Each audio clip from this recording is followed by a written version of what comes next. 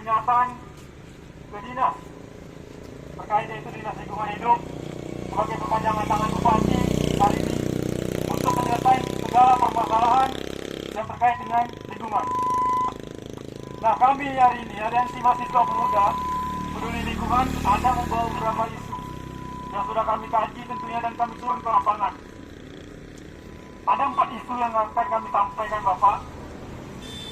Yang pertama, masalah pencemaran lingkungan yang dilakukan oleh PT ISA yang ada di Batin Suangap, Selapan, yaitu pencemaran lingkungan, pembuangan limbah ke perkebunan area warga, kemudian polusi udara, ada 2. Kami sudah ke sana dan juga ada 3 desa yang terdampak.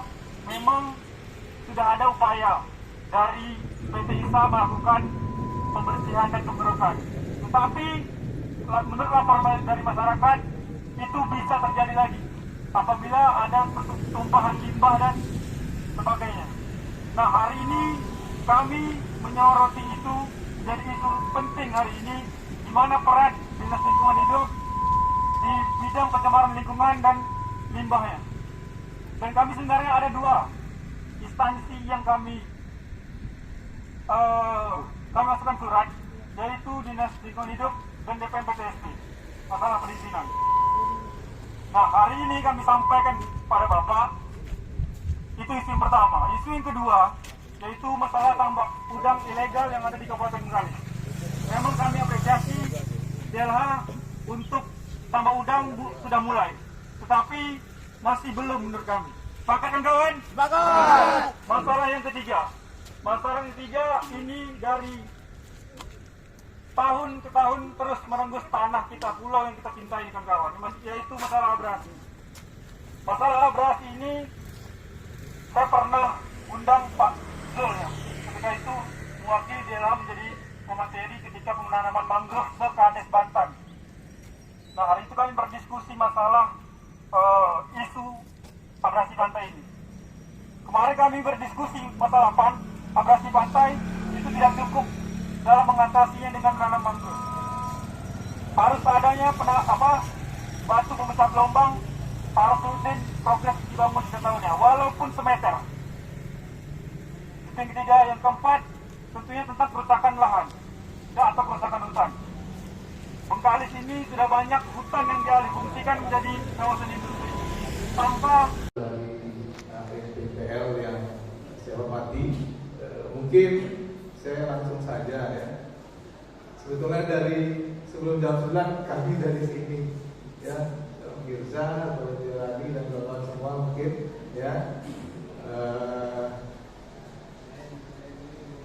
sempat mau kembali ke kantor BPPTSP, tetapi karena ada arahan, ada informasi dari kawan-kawan atau bapak dari Polres, kami akhirnya stay di sini. Apa yang ingin kami sampaikan pada kesempatan berbagai ini, pertama kami mengapresiasi ya apa yang menjadi tujuan dari dilaksanakannya ataupun yang dilakukan oleh AMPPL ini ya. Memang zamannya seperti ini ya, trennya seperti ini ya, dan kami terima kasih dengan tetap menjaga etika ya, tetap menjaga sesuatu yang baik.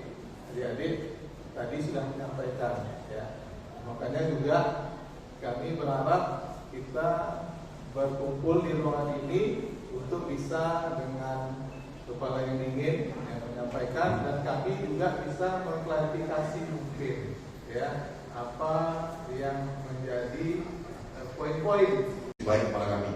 Tapi mungkin segelintir kan. Kalau memang ada masalah, kami tidak percaya itu saja. Kita tunggu hasil lab. Hasil uji lab menyatakan melebihi baku mutu, kita akan sanksi. Itu saya jamin. Boleh nanti dicek. Kalau nggak ada ya mau dia kasih apa gitu kan? Sanksi apa yang harus dilakukan? Kalau yang lain, kalau PT ICPT yang bandel tidak punya izin. Ada lagi PT yang sudah sprindik sama tidak punya izin. Kalau PT ISA kami cek perizinan, itu dokumennya kami baca. Sebelum kami turun ke lapangan, kami berkoordinasi dengan Dinas Tata Lingkungan. Tolong dong, seluruh dokumen PT ISA kami mau baca lengkap. Dan mungkin kadang-kadang mereka akan migrasi ke provinsi ya. Dengan undang-undang baru nanti kemungkinan PKS di Bengkalis ini semuanya menjadi kewenangan provinsi.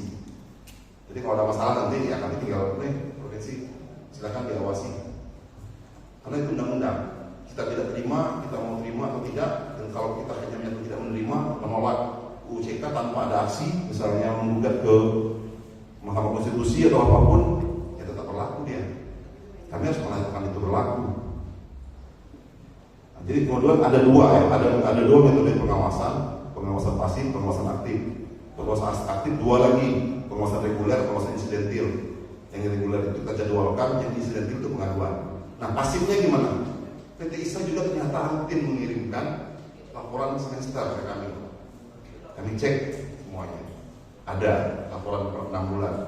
Mereka kerjasama dengan pihak pengumpul limbah B3. Saya tidak dalam konteks membela PT ISA ya. Kalau salah saya bukan salah. Saya dibantai kiri kanan PT ISIDP tetap saya salah bilangnya. Jadi mungkin kawan-kawan yang pernah kerja mungkin Pak Hadis PTSP paham lah. Sekarang masih dalam proses kasasi terkait pencabutan izin PT ISIDP itu kasasi. Kalau yang sanksinya kami sudah inkrah, sanksinya kami menang di kasasi, sanksi administrasi untuk penghentian sementara waktu itu kita menang. Tapi yang pencabutan izin itu masih proses di Mahkamah Agung. Jadi ya kita harus menegakkan hukum tentu saja dengan cara-cara yang taat hukum. Untuk itu. Jadi ada yang merekomendasikan mungkin dari pihak kawan-kawan di LSM rekomendasi cabut izin ya seperti itu, karena kan ada koridor-koridornya yang harus kita ikuti dan itu ya butuh waktu. Nah kalau ketika ini saya hanya menunggu hasil uji laboratorium.